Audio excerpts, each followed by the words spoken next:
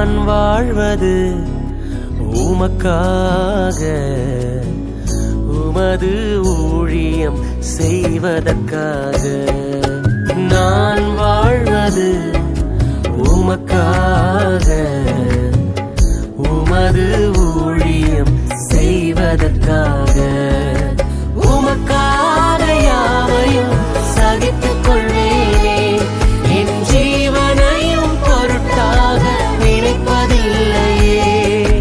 உமக்காக யாவையும் சகித்துக் கொள்வேனே, என் ஜீவனையும் பொருட்டாக நினைப்பதில்லையே. நீ தந்த ஊழியத்தை